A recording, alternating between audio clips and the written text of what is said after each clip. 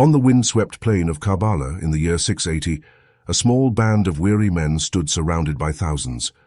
The desert sun burned mercilessly above them, and the dust clung to their faces and clothes. Among them was Husayn ibn Ali, grandson of the Prophet Muhammad, peace be upon him. His lips were parched, his body weakened from thirst, but his spirit unbroken. Facing an army that outnumbered his own by staggering odds, Husayn raised his voice and declared, "I did not rise to spread evil or to show pride. I only rose to seek reform in the nation of my grandfather. Death with dignity is better than life in humiliation." It was the 10th of Muharram, the day that would be remembered for centuries as Ashura. Before the sun would set, Husayn and most of his family and companions would lie slain, their bodies unburied, their sacrifice etched into the heart of Islamic memory. But how did the Muslim world come to such a tragic moment, where the grandson of the Prophet, peace be upon him, would be cut down not by foreign enemies but by fellow Muslims? To understand, we must step back to the passing of Muʿawiya ibn Abi Sufyan, the first Umayyad caliph. Muʿawiya had ruled with skill and cunning for decades, holding the empire together after the chaos of civil war. Yet in his final years, he made a decision that would shape the course of history. He named his son Yazid as his successor. For some, this was a betrayal of the Islamic principle of shura, consultation, that had guided leadership after the Prophet's death. Many companions objected to the idea of hereditary succession. Ibn Abbas, Abdullah ibn Umar, Abdullah ibn Zubayr, and above all Husayn ibn Ali withheld their allegiance. When Muʿawiya died in the year 680, Yazid was quick to demand their bay'ah, the pledge of loyalty. Yazid was no Muʿawiya. Where the father was a master diplomat, the son was known for his indulgence. Reports spread of his love for wine, music, and worldly pleasures. Some claimed he even led prayers while drunk or neglected them altogether. While these stories may be colored by political enmity, what is certain is that Yazid lacked the respect and gravitas that the Prophet's companions expected from a caliph. When letters arrived in Medina demanding Husayn's oath of allegiance, he refused. Yazid, determined to secure his position, pressed his governor to force Husayn's hand. Under threat, Husayn made a decision. He gathered his family and quietly left Medina under the cover of night. Before departing, he visited the grave of his grandfather, the Prophet Muhammad, peace be upon him, and prayed long into the night, seeking guidance. To those closest to him he explained, he could not legitimize a ruler like Yazid. For Husayn it was not about power, it was about principle. Meanwhile, in the distant garrison city of Kufa, discontent with Umayyad rule ran deep. The Kufans remembered the leadership of Ali, Husayn's father, and many longed for his son to return and lead them. Letters poured out from Kufa, pledging allegiance and begging Husayn to come. Some accounts speak of thousands of letters delivered to him, all promising support. Encouraged, Husayn set out with his family and a small group of loyal followers. But not all voices agreed. Friends warned Husayn of Kufa's fickle loyalty. Ibn Abbas pleaded with him not to go, fearing treachery. Abdullah ibn Umar advised patience. Even his cousin Ibn al-Zubayr, who would later defy Yazid himself, seemed content to let Husayn go while he consolidated his own position in Mecca. Husayn listened, but his mind was resolute. "I am not going out for the sake of arrogance or corruption," he said, "but to seek reform in the community of my grandfather." As Husayn made his way toward Kufa, Yazid's governor acted swiftly to crush the rising. The envoy, Muslim ibn Aqil, whom Husayn had sent ahead to organize the Kufan supporters, was betrayed and killed.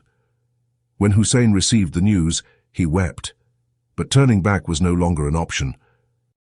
It was during this march that Husayn encountered a detachment of Yazid's forces led by a commander named Al-Hur. They blocked his path, preventing him from turning toward Kufa or Mecca. Husayn addressed them directly. "You invited me here. If you have changed your mind, I will return." But the soldiers had their orders. Husayn was to go no further. Al-Hur, torn between duty and conscience, would later switch sides, joining Husayn in the final moments at Karbala. And so Husayn and his small group, men, women and children, were forced to halt on the plains of Karbala by the banks of the Euphrates. Yet access to the water was denied. For days the family of the Prophet endured thirst in the scorching heat. The cries of children begging for water cut through the silence of the desert, while the army of Yazid, numbering in the thousands, watched on. On the morning of the 10th of Muharram, Husayn stood before the opposing army and made one final plea. "O people, if you dislike my presence, let me return. Why do you shed my blood?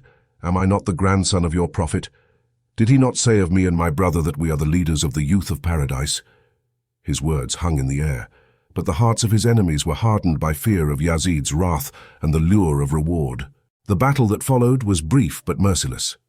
One by one, Husayn's companions fought and fell.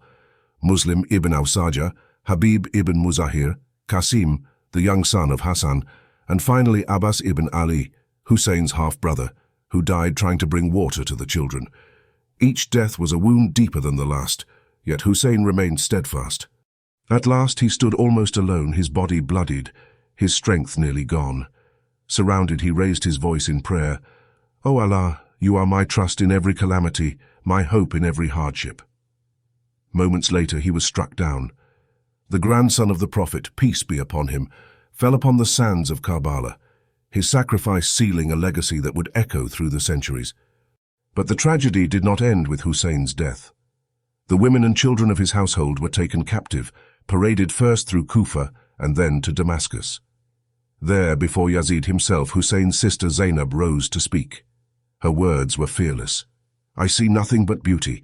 These were men whom Allah destined for martyrdom, and they went forth to their resting places. O Yazid, plot as you wish, but by God you shall never erase our memory." The impact of Karbala reverberated throughout the Muslim world. Instead of securing Yazid's rule, it deepened the divisions. The people of Medina, outraged by reports of Husayn's death, rose in revolt. Yazid's forces brutally crushed them in an event too painful to recount in detail. In Mecca, Abdullah ibn Zubayr declared himself the true leader of the Muslims. For years he held out against the Umayyads, his base of power centered on the sacred sanctuary itself. In 683, Yazid sent an army against Mecca. The Kaaba, the holiest site in Islam, was bombarded by catapults. Flames licked its walls, its covering set alight. Even the pre-Islamic Arabs had respected the sanctity of the Kaaba, never daring to defile it. Yet now, under the order of a Muslim ruler, the house of God was damaged in war. Ibn al-Zubayr survived the siege, and Yazid died soon after, leaving his empire shaken and his reputation forever stained. The death of Husayn, however, became more than a political event. It was a moral turning point. Generations of Muslims would look back on Karbala not just as a tragedy, but as a timeless struggle between principle and tyranny. Husayn's refusal to bow to Yazid, even in the face of certain death, came to embody the very spirit of sacrifice for justice. His words on that desert plain, "Death with dignity is better than life in humiliation," have outlived empires. The story of Karbala was carried in the hearts of those who survived. In the sermons of Zaynab, in the defiance of Ibn al-Zubayr, and in the quiet remembrance of believers across the centuries, it lived on. Yazid ruled for only 3 years. His reign is remembered chiefly for the tragedies of Husayn, Medina, and Mecca.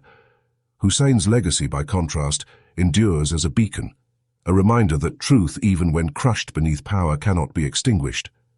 And so, from the sands of Karbala, a lesson radiates across time, that faith without justice is hollow, that power without principle is tyranny, and that one man's stand can shape the conscience of a community for generations. The Umayyad dynasty would survive, but it would never escape the shadow of Husayn's martyrdom.